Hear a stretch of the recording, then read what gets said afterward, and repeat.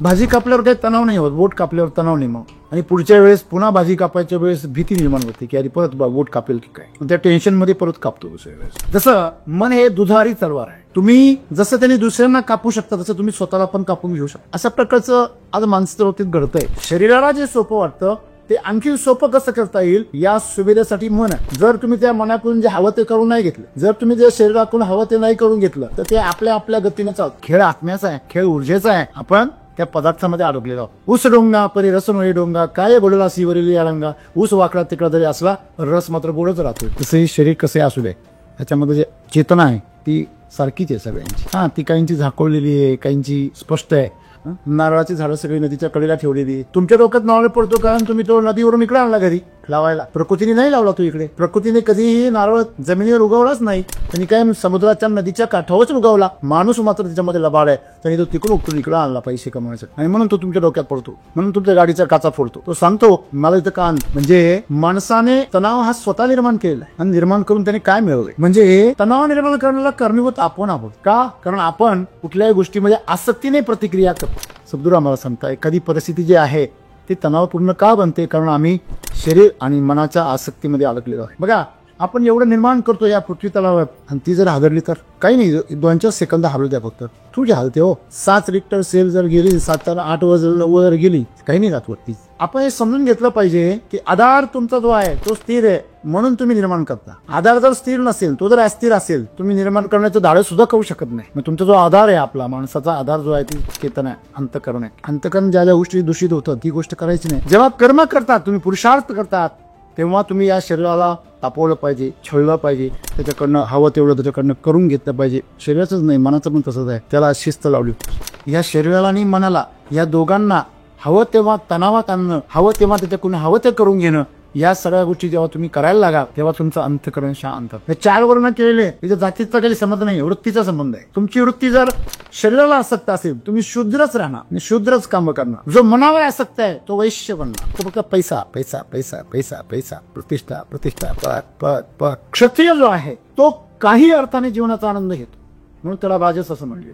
राजस गुणधर्म क्षत्रियाचा गुणधर्म. क्षत्रिय नेहमी राजे राहिलेले, शूद्र नेहमी सेवक राहिलेले, आणि वैश्य नेहमी व्यवहारात राहिले. एखादा व्हायब्रेटर मशीन आहे, तुम्ही त्या व्हायब्रेटर मशीनला जर हात लावला तर दुसऱ्या असं करतं की नाही, कारण तुम्ही त्याला धरून ठेवलेले. अरे मला सोडा, अरे तू सोड ना त्याला. शरीराला तुम्ही धरून ठेवलेले, शरीराने तुम्हाला धरलेलं नाही. तणाव त्याच्यामुळे. तुम्ही त्याला खाऊ पिऊ घाला, पोषण द्या, तुम्ही त्याला जपू नका. जपण्याची गोष्ट नाहीये, शरीर हे वापरण्याची गोष्ट आहे. त्याला काय होईल हे घाबरायचं तुमचं काम नाही, ती तुमची निर्मिती नाहीये. आपला भ्रम आहे काही हे मी लक्ष दिलं तरच चांगलं होईल, मूर्खपणा येतो. आणि गंमत सांगू का, जे लोक फार जीव गुंतवतात ना, त्यांच्या बाबतीमध्ये ही प्रकृती ज्यावेळेस ती मरतात, यावेळेस ज्यांच्यासाठी आयुष्यभर जगले त्यांच्याकडून ती विश्वासघात मिळवतात. मी तर माझ्याशी विश्वासघात करणाऱ्या माणसाचा आभार मानतो. का?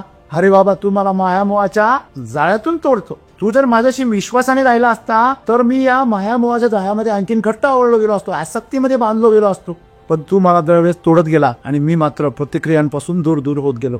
आता मला प्रतिक्रिया कराविषयी वाटतच नाही, मला कळते. म्हणून आसक्ती जी आहे ना, ती माणसाला जीवनामध्ये मायामोहाच्या जाळ्यामध्ये अडकवते. एखादी गोष्ट केल्याचं जी तृप्ती मिळते त्याला काय म्हणतात? समाधान. आणि एखाद्या गोष्टीचं समस्येचं उपाययोजना होते त्याला पण काय म्हणतात? समाधान. हे दोन्ही पण समाधान मिळतं तुम्हाला कधी? जेव्हा तुम्ही प्रतिसाद देता आणि प्रतिक्रिया केल्यावर पश्चाताप. असा कोणीच माणूस नाही त्यांनी प्रतिक्रिया केली आणि पश्चाताप नाही. जाणीवपूर्वक शरीराला तुम्ही उपवाशी ठेवता, ती साधना आहे, आणि तुम्हाला उपवाशी राहावं लागतं. हा तणाव आहे, बरोबर आहे ना? आणि म्हणून तुम्ही साधना करा, तुमच्या तणावातून तुमचं जीवन घडेल. आणि तुम्ही जर प्रतिक्रिया देत राहा आसक्तीने, तर तुमचं जीवन तणावाने जे भरेल त्यांनी तुमच्या जीवनाचा विनाश होतो. शरीर मरण्याच्या पूर्वी तुम्ही शरीर सोडा, ते तुम्ही आताही सोडू शकता. शरीर सोडा म्हणजे काय सोडा? शरीराचा मोह. शरीराच्या निमित्ताने असलेल्या नात्यांचा मोह सोडा. काळजी सगळ्यांची घ्या, जबाबदारी. जो जवळच्या नात्यांची काळजी घेऊ शकत नाही तो काय जगणार आहे? सगळ्यांची जबाबदारी घ्या, काळजी सगळ्यांची घ्या, मोह सोडून करा.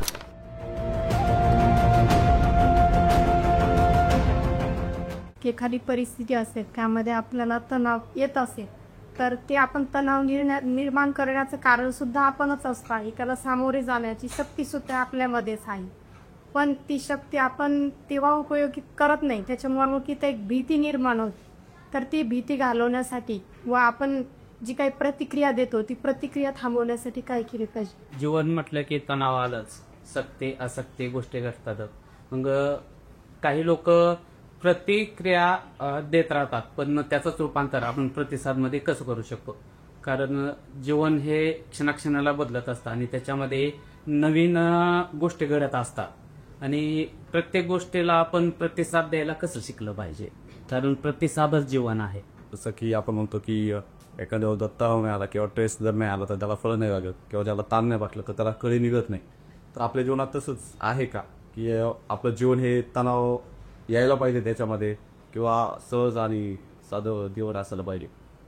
मित्र हो, माणूस म्हटलं की माणसामध्ये आणि प्राण्यांमध्ये फरक फक्त मनाचा आहे. बुद्धी आणि त्याच्या भावना. आणि माणसाने शरीराचा स्तर सोडून मनाच्या स्तरावर जी झेप घेतलेली, इतर सर्व प्राण्यांपेक्षा त्यांनी आपला स्वतःचा मेंदू थोडा विकसित या प्रकृतीने त्याला करून दिलेला आहे. त्याचं मेंदूरूपी फुल जरा उमरलेलं आहे. बाकी प्राण्यांमध्ये ते अजूनही कोमेजलेलंच आहे. या प्रकृतीने माणसाला एक नवीन आयाम दिलेला आहे. जसं आपण एखाद्या माकडाच्या हातामध्ये कोलीत द्यावं आणि ती कोलीत घेऊन ती मशाल घेऊन त्याने ज्या जंगलामध्ये तो राहतो त्या जंगलालाच आग लावावी, अशा प्रकारचं काहीच गोष्ट माणसाच्या मनाच्या बाबतीमध्ये घडते आहे. या प्रकृतीने त्याला सुंदर मनरूपी बुद्धिरूपी अशा प्रकारचं सुंदर एक नवीन अंग दिलेलं आहे. परंतु त्या अंगाचा आनंद घेण्याच्या ऐवजी त्याच्या चमत्कारी शक्तींचा लाभ मिळवून घेण्यासाठी त्या लाभातून स्वतःचं भलं करून घेण्याच्या ऐवजी तो स्वतःचं नुकसान करू. जसं एखाद्या स्त्रीला आपण भाजी कापण्यासाठी आपण सुरी द्यावी आणि ती त्या सुरीने आपली बोटच कापून घ्यावी, अशाच प्रकारचं काहीच आपल्या हातून घडतंय आणि म्हणून तणाव निर्माण होतो.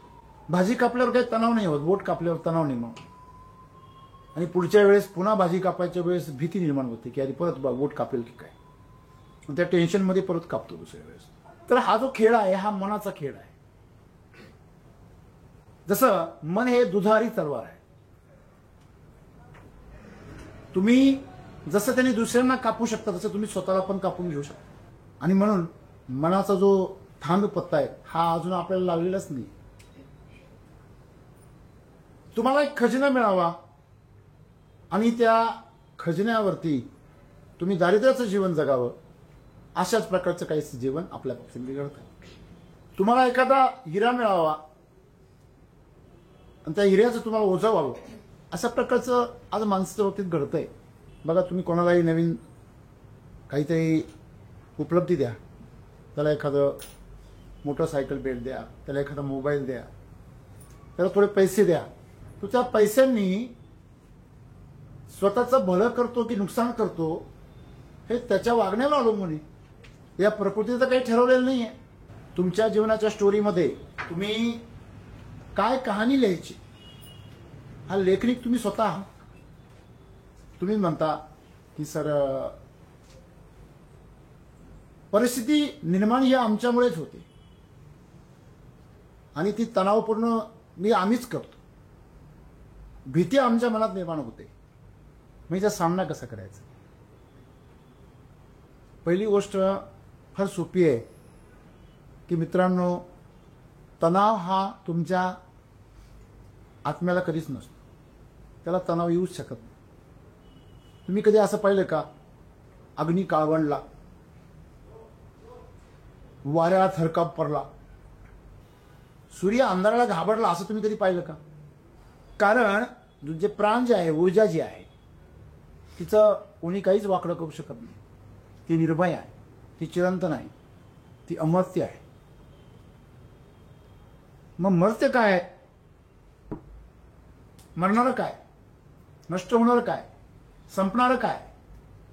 हे भौतिक जीवन आहे.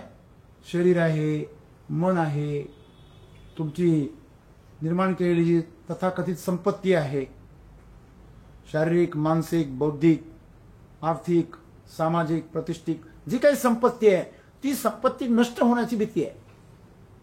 परंतु जीवन नष्ट होण्याची काही भीती नाही. परंतु माणसं जीवनात तणाव निर्माण करतात. कशासाठी?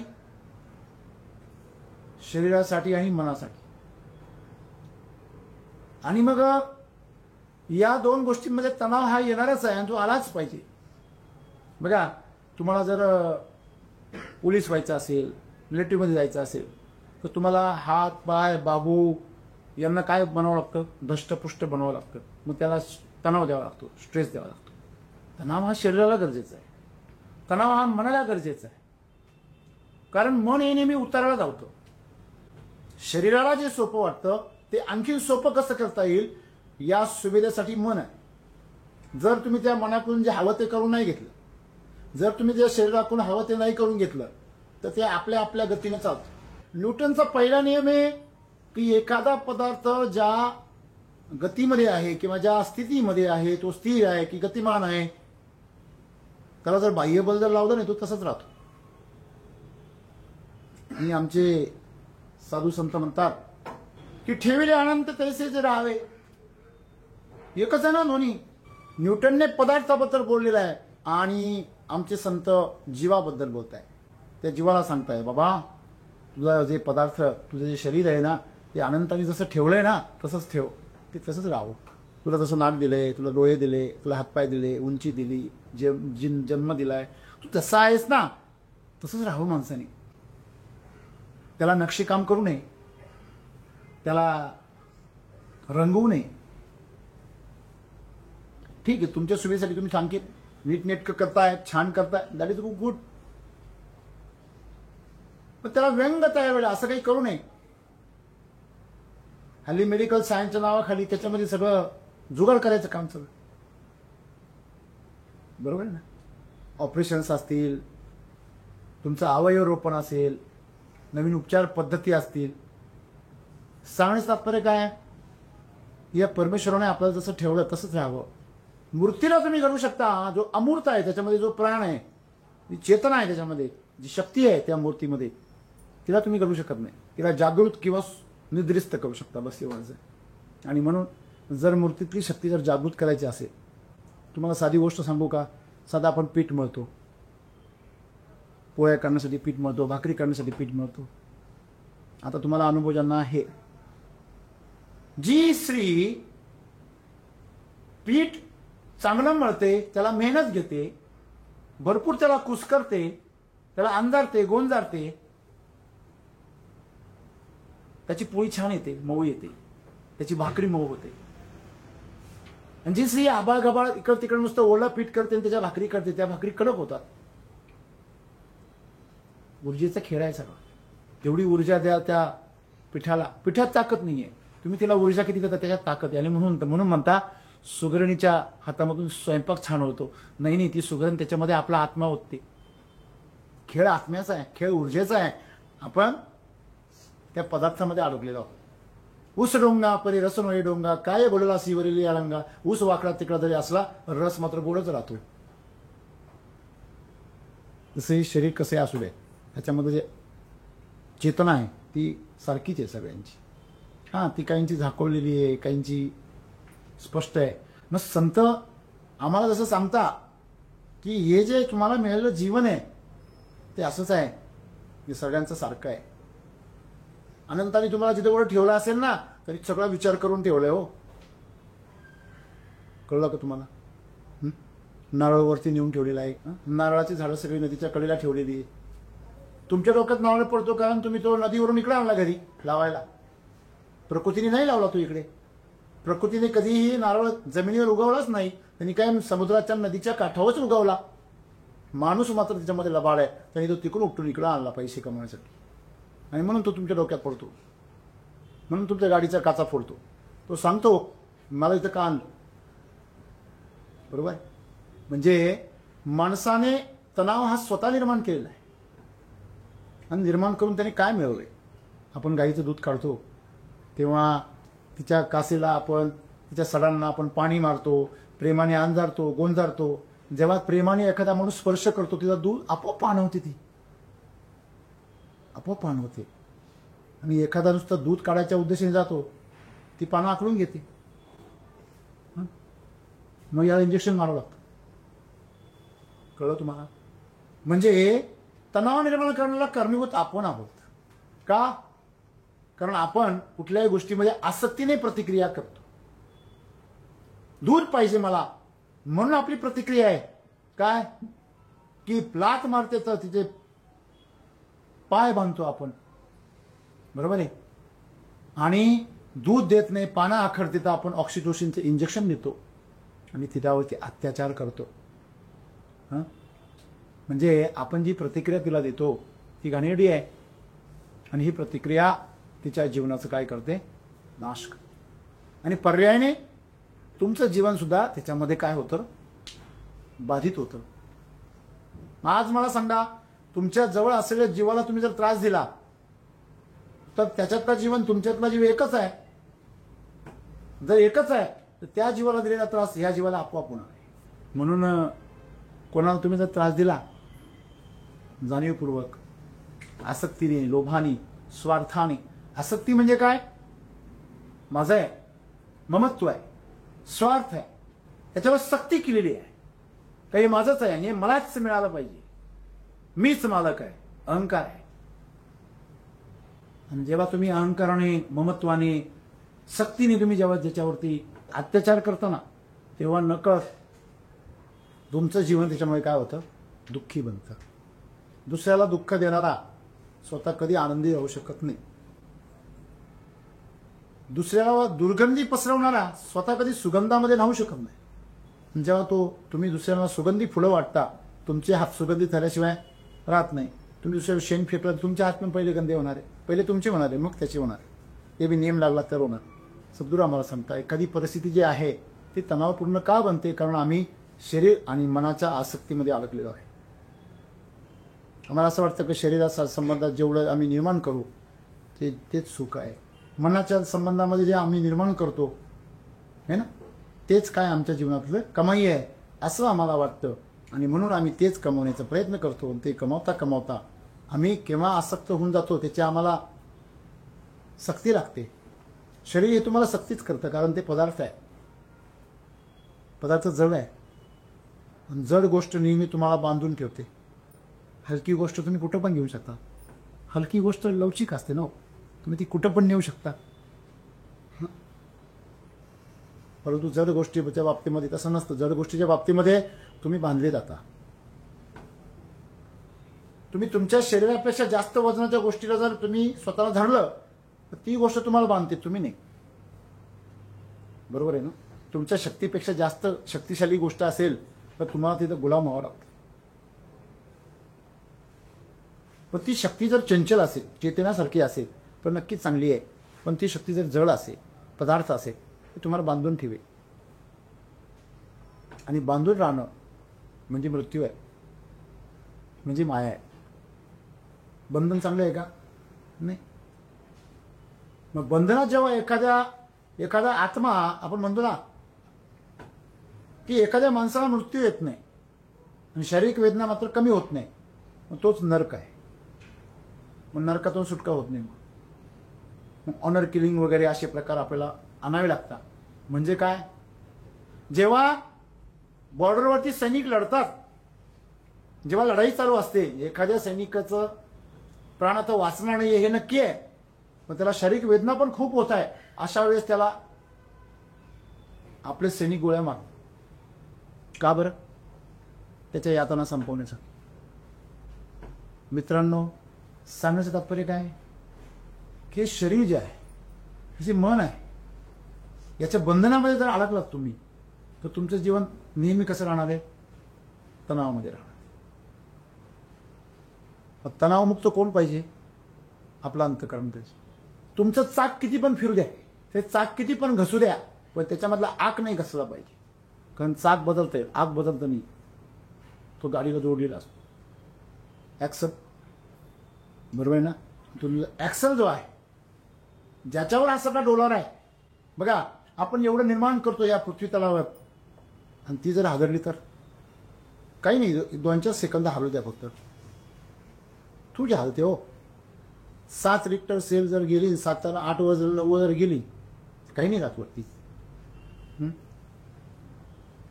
गाझा बेचिरा करायला इस्रायलला किती वर्ष लागले, 2 वर्ष. एवढंच गाझा आहे, बरोबर आहे ना. परंतु शहराच्या शहर आणि देशच्या देश बेचिराग करायला भूकंपाला काही सेकंद पुरेसे होता, सुनामीला, भूस्खलनाला, अग्नीला. म्हणजे आपण हे समजून घेतलं पाहिजे की आधार तुमचा जो आहे तो स्थिर आहे म्हणून तुम्ही निर्माण करता. आधार जर स्थिर नसेल, तो जर अस्थिर असेल, तुम्ही निर्माण करण्याचं धाडस सुद्धा करू शकत नाही. मग तुमचा जो आधार आहे, आपला माणसाचा आधार जो आहे ती चेतन आहे, अंतःकरण आहे. अंतःकरण ज्या ज्या गोष्टी दूषित होतं ती गोष्ट करायची नाही. अंतःकरणात जर तणाव निर्माण झाला तर तुमचं जीवन तुम्हाला नकोसं होतं. मग तणाव कोणाला दिला पाहिजे? शरीराला दिला पाहिजे. त्याला उपवास करायला हवा. जेव्हा गरज आहे ना तेव्हा त्याच्याकडून काम करून घ्या. त्याला स्ट्रेसमध्ये आणा, भरपूर फळदार होईल. जेव्हा पोषण येईल तेव्हा पोषण करा. जेव्हा कर्म करतात, तुम्ही पुरुषार्थ करतात, तेव्हा तुम्ही या शरीराला तापवलं पाहिजे, छळलं पाहिजे, त्याच्याकडनं हवं तेवढं त्याच्याकडनं करून घेतलं पाहिजे. शरीराचंच नाही, मनाचं पण तसंच आहे. त्याला शिस्त लावली. शिस्त आणि इच्छा ह्या जर एकत्र आल्या, तुम्हाला जर एखाद्या गोष्टीच्या बाबतीमध्ये शिस्त बाळगण्याची इच्छा निर्माण झाली तर त्या गोष्टीमध्ये तुम्ही सर्वोच्च शिखरावर पोहोचता. इतिहास साक्षीदार आहे. बरोबर आहे ना? हां, मग या शरीराला आणि मनाला, या दोघांना हवं तेव्हा तणावात आणणं, हवं तेव्हा त्याच्याकडून हवं ते करून घेणं, या सगळ्या गोष्टी जेव्हा तुम्ही करायला लागाल तेव्हा तुमचं अंतःकरण शांत होतं. पण आपली उलटी गंमत आहे. आपण शरीर आणि मन शांत करण्यासाठी अंतःकरणाला आणि जीवनाला आपण दुःखी करतो. माणसं मनाला वाईट वाटलं म्हणून आत्मा दुखवतो स्वतःच, सारखं पोचत राहतात. हे वा, माझ्या बाबतीत का बरे असं रे, का बरं मला एवढे सगळे संकट, मी एवढा चांगला वागतो, माझ्या शरीरालाच आजार का? प्रेमानंद महाराजांनाच किडनीचा आजार का? मला सांगा ना. साधू संतांचे इतिहास उचकून बघा. प्रत्येक साधू संतांना कुठला ना कुठला असाध्य आजार झालेले. का बरं? त्यांनी कधी तक्रार नाही केली देवाकडे. आणि त्यांचं त्या शरीराच्या आणि मनावरती कधीच काय नव्हतं, आसक्ती नव्हती. आणि एक निसर्गाचा एक नियम आहे, जिथे तुमची आसक्ती नसते ना ती गोष्ट कमजोर होत जाते. तुम्हाला जर शरीराची आसक्ती असेल तर तुम्ही शरीराला कोणाला धक्का लावून देणार नाही. हॅलो, बरोबर? धक्का लागेल तुला बुक्का, हां लक्षात ठेव. चिरगुट लावलं तर चिमटा, इथपर्यंत पारा, धक्काच नव्हता. हे शरीरावर प्रेम आहे तुमचं, हे शरीरावर आसक्ती आहे. शरीरावर आसक्ती असलेला माणूस कधीही क्षत्रिय होऊ शकत नाही. तो शूद्रच होऊ शकतो. ही नेहमी लक्षात ठेव. हे 4 वर्ण केलेले आहेत. इथे जातीचा काही संबंध नाही, वृत्तीचा संबंध आहे. तुमची वृत्ती जर शरीराला आसक्त असेल, तुम्ही शूद्रच राहणार आणि शूद्रच काम करणार, मजबुरीनेच जगणार. बरोबर? जो मनावर आसक्त आहे तो वैश्य बनणार. तो फक्त पैसा पैसा पैसा पैसा पैसा, प्रतिष्ठा प्रतिष्ठा, पद पद पद. क्षत्रिय जो आहे तो काही अर्थाने जीवनाचा आनंद घेतो, म्हणून त्याला राजस असं म्हणले. राजस गुणधर्म क्षत्रियाचा गुणधर्म. क्षत्रिय नेहमी राजे राहिलेले, शूद्र नेहमी सेवक राहिलेले. बरोबर ना? आणि वैश्य नेहमी व्यवहारात राहिले. वैश्याच्या नीतिमत्तेला तुम्ही कधीच विश्वास ठेवू शकत नाही. वैश्य कधी बदलेल भरोसा नाही. शूद्राचा देव शरीर आहे, वैश्याचा देव पैसा आहे, क्षत्रियाचा देव पुरुषार्थ आहे. आणि ब्रह्म म्हणजे ब्राह्मण, ब्राह्मण जात नाही.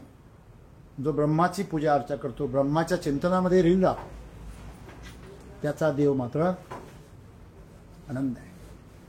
तो आनंदासाठी जगतो. तुम्ही आसक्त कुठे आहे? तुम्ही जर शरीराच्या स्तरावर आसक्त आहे तर तुम्ही कायम तणावामध्ये राहतो. एखादं व्हायब्रेटर मशीन आहे, तुम्ही त्या व्हायब्रेटर मशीनला जर हात लावला तर तो साईड असं करतं की नाही? कारण तुम्ही त्याला धरून ठेवलेले. अरे मला सोडा, अरे तू सोड ना त्याला. शरीराला तुम्ही धरून ठेवलेले, शरीराने तुम्हाला धरलेलं नाही. तणाव त्याच्यामुळे आहे. या शरीराला वेदना होणारे, या शरीराला मलमूत्राचा त्रास आहे, या शरीराला आजार होणारे, हे शरीर बिघडणार आहे, हे यंत्र आहे, हे कधी ना कधी बिघडणार आहे. तुम्ही त्याच्या बाबतीत अगदी थोडं जरी नाकाला थोडं पाणी आलं का चालला डॉक्टरकडे. तुम्हाला एक सांगू, फार अज्ञान आहे लोकांमध्ये. तुमचा मृत्यू जेव्हा येईल तेव्हाच म्हणा, तुम्ही किती जपा आणि किती दुर्लक्ष करा. ह्या शरीराचा मृत्यू ठरलेला आहे, एक्सपायरी डेट ठरलेली.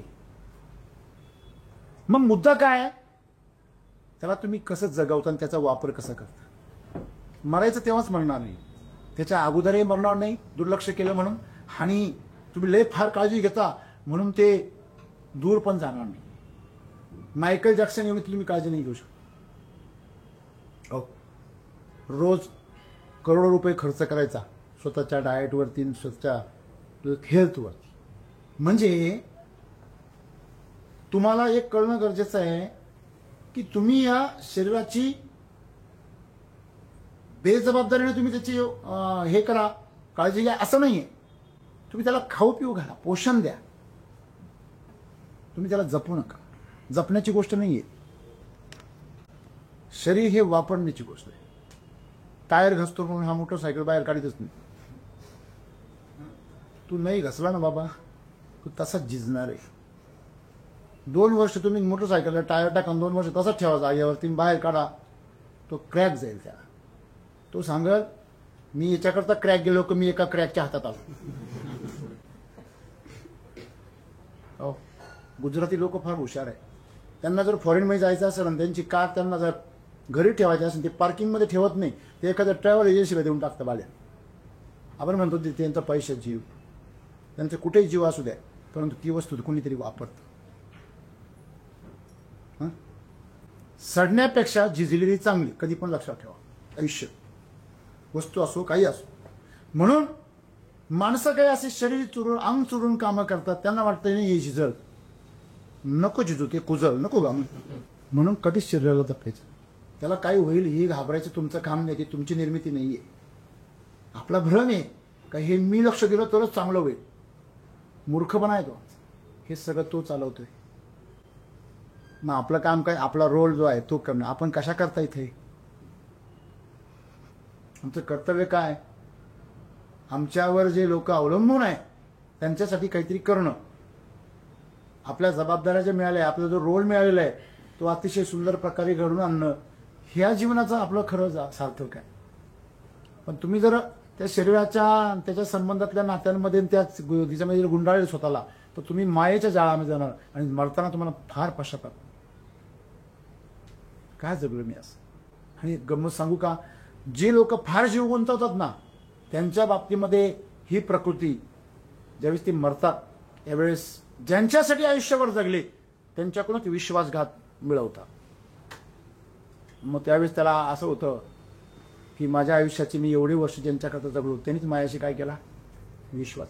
आणि ही प्रकृती घडून आणते कसं, त्याला मरता मरता हे दाखवते का तू तुझं आयुष्य काय घालवलं, वाया घालवलं. हो, म्हणून कुटुंबामध्ये विश्वासघात होतो, म्हणून मित्र विश्वासघात करतात. तुम्ही त्यांचे आभार मानले पाहिजे. तुम्ही विश्वासघात करता. मित्र माझ्याशी विश्वासघात करणाऱ्या माणसाचा आभार मानतो का, अरे बाबा तू मला मायामोहाच्या जाळ्यातून तोडतो. तू जर माझ्याशी विश्वासाने राहिला असता तर मी या मायामोहाच्या जाळ्यामध्ये आणखीन घट्ट आवडलो गेलो असतो, आसक्तीमध्ये बांधलो गेलो असतो. पण तू मला दरवेळेस तोडत गेला आणि मी मात्र प्रतिक्रियांपासून दूर दूर होत गेलो. आता मला प्रतिक्रिया करावीशी वाटतच नाही. मला कळते, एखादा जर म्हटला उद्यापासून मी तुमच्यासोबत नाहीये, मला रिलॅक्स वाटतं, सोबत असं यांची काळजी वाटते. एखादा म्हटला मी नाही आहे सर उद्यापासून, तर आनंद वाटतो. देवा एकाची जबाबदारी कमी केली, धन्यवाद. असं आहे. आणि मला माहिती ते पुढे जाऊन त्याचं काय होणार आहे. पृथ्वीवर तुला मिळालेल्या केअर टेकर बरोबर तू ध्यानावर राहत नाही, तेव्हा तू परमात्म्याच्या त्या केअर टेकरीमध्ये जाणार. तू त्याचा तर तिकडा कायदा वेळ आहे. त्याचं काही एक घाव 2 तुकडे, तो त्याचं का असं नाही आहे का local court, district court, high court, supreme नाही. त्याचं डायरेक्ट सुप्रीम कोर्ट, त्याच्यानंतर काहीच नाही. बरं, सुप्रीम कोर्टला सुद्धा आपल्याकडे बरेचसे निकाल पेंडिंग राहतात. त्याच्याकडे पेंडिंग नावाचा विषय नाही. त्याच्याकडे एंडिंग असतो तो बस. आणि म्हणून एखादी केस जर माझ्यातून सुटली, धन्यवाद ईश्वरा, जबाबदारी तू केस उचलून घेतली माझ्याकडे. म्हणून आसक्ती जी आहे ना, ती माणसाला जीवनामध्ये मायामोहाच्या जाळ्यामध्ये अडकवते. आपण म्हणतो नाही, हे माझ्याशिवाय त्याचं पान नाही आणतो. तू अख्खा आणशील, त्याचं पान काय घेऊन बसलं? ज्या दिवशी त्याला सत्याचं सत्य तुला कळेल. हो, त्याचं हालायचं सोड, तुझं बघ. हं? मग अशी माणसं निराशेमध्ये, ते म्हणजे एकदम फ्रस्ट्रेशनमध्ये, नैराश्याच्या खोल गर्तेमध्ये, दलदलीमध्ये फसतात. कारण नको तिथं काय करतात, आपलं आयुष्य खर्ची घालतात. बरोबर आहे. आणि म्हणून सद्गुरू आम्हाला सांगतात, एखादी परिस्थिती तेव्हाच तणावपूर्ण बनते जेव्हा तुम्ही आसक्तीने प्रतिक्रिया करा. मी नेहमी सांगतो, जेव्हा तुम्ही भंडारामध्ये जेवण वाटायला जाता तेव्हा तुमच्या मनामध्ये आसक्ती असते का? नसते. तुम्ही आनंदाने वाटता. पण जेव्हा त्याच्यामध्ये एखादा मित्र किंवा पाहुणा दिसला की लगेच मोठमोठी होत्या. नाही, घे ना, घे ना, घे ना, खा ना, आहे की नाही? म्हणजे आसक्ती आली की प्रतिक्रिया तयार होते. लक्षात ठेवा. आसक्ती जर अनासक्ती असेल तर प्रतिक्रियेचा काही संबंधच नाही. सर, 100 माणसं बसलेले, समोरचा एक जण शिव्या देऊ राहिला, तुमचं नाव कैलास असेल, तो विलासला शिव्या देऊ राहिला, तुम्ही काय म्हणा? तुम्ही रिलॅक्स तुम्ही बसाल निवा. तुमचं नाव कैलास आहे, तो विलासला शिवाय देतोय, आणि त्यांनी जर मग तुमच्याकडे बोट केलं आणि कैलासला शिवाय द्यायला लागला, मग लगेच तुमच्यात लगेच प्रतिक्रिया जागी. हे बरोबर असंच आहे ना? मग जेव्हा तुमच्या बाबतीमध्ये काही घडतं तेव्हा तुम्ही आसक्ती सोडा ना. म्हणजे काय? तो ह्या शरीराला शिवाय देतोय, तो तुम्ही आई वडिलांनी ठेवलेल्या नावाला शिवाय देतोय, ते तुम्हाला शिवाय थोडी देतोय, देऊच शकत नाही ते. मग जर खरं असेल तर तुम्हाला धक्का बसेल, आणि नसेल धक्का बसण्याचं काही कारण. खरं असेल तर सुधरून घ्या, आणि खोटं असेल तर दुर्लक्ष करा. प्रतिक्रियेचा काय संबंध येतो? प्रतिसाद म्हणजे काय? का जर खरं असेल तर तुमच्यात बदल करून घ्या, आणि खोटं असेल तर दुर्लक्ष करा. हॅलो, बरोबर आहे ना? म्हणजे प्रतिक्रिया जी असते ती निर्बुद्धपणे होते, अविवेकाने होते. म्हणून तिथे काय? हिंसा आहे, तिथे विनाश. प्रतिक्रियेमध्ये नुकसानच आहे काय, आणि प्रतिसादामध्ये समाधान त्याचं. कळलं की मग सगळ्यांना? आणि म्हणून सद्गुरू असं म्हणतात, जीवन हे समाधानाने पुढे चाललं पाहिजे. समाधान 2 अर्थाने आहे. समाधान म्हणजे एखाद्या समस्येचं समाधान, आणि समाधान म्हणजे अतिशय शांत आणि तृप्त मन. एखादी गोष्ट केल्याचं जी तृप्ती मिळते त्याला काय म्हणतात? समाधान. आणि एखाद्या गोष्टीचं, समस्येचं उपाययोजना होते त्याला पण काय म्हणतात? समाधान. हे दोन्ही पण समाधान मिळतं तुम्हाला कधी? जेव्हा तुम्ही प्रतिसाद देता आणि प्रतिक्रिया केल्यावर पश्चाताप. असा कोणीच माणूस नाही त्यांनी प्रतिक्रिया केली आणि पश्चाताप नाही. म्हणून प्रतिक्रिया करायची. हा लक्षात. मग तणाव हा गरजेचा आहे. तुम्ही शरीराला दिलात तर जाणीवपूर्वक, तुम्ही मनाला दिलात तर तो तणाव नाही, ती साधन आहे. हे तणाव शब्द तुम्ही ठेवलेला आहे तुमच्या अज्ञानपणामुळे. जाणीवपूर्वक शरीराला तुम्ही उपवाशी ठेवता, ती साधन आहे, आणि तुम्हाला उपवाशी राहावं लागतं. हा तणाव आहे, ही याचना आहे. बरोबर आहे ना?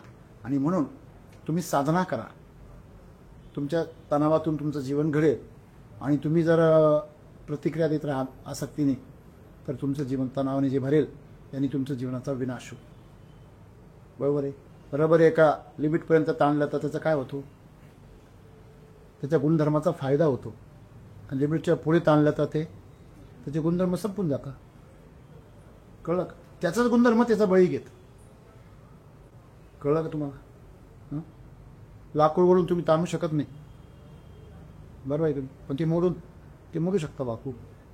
म्हणजे प्रत्येकाला एक गुण दिलेला आहे निसर्गाने. जसं आपल्यामध्ये पण गुण आहे. आपण सर्वांनी तणाव निर्माण नाही होऊ यासाठी काय केलं पाहिजे? आसक्तीतून बाहेर पडलं पाहिजे. याचं उत्तर खालच्या ओळीमध्ये आहे. आसक्तीतून बाहेर पडण्यासाठी आपण हे नेहमी लक्षात ठेवलं पाहिजे का शरीराच्या संदर्भात जे काही माझ्या आयुष्यात आहे ते सगळा नकली माल आहे. तिथे मी जर इन्व्हेस्टमेंट केली की त्याचं शेअर मार्केट कोसळणार आहे. हॅलो, ठरलेलं आहे. म्हणून आपण एक लक्षात ठेवलं पाहिजे की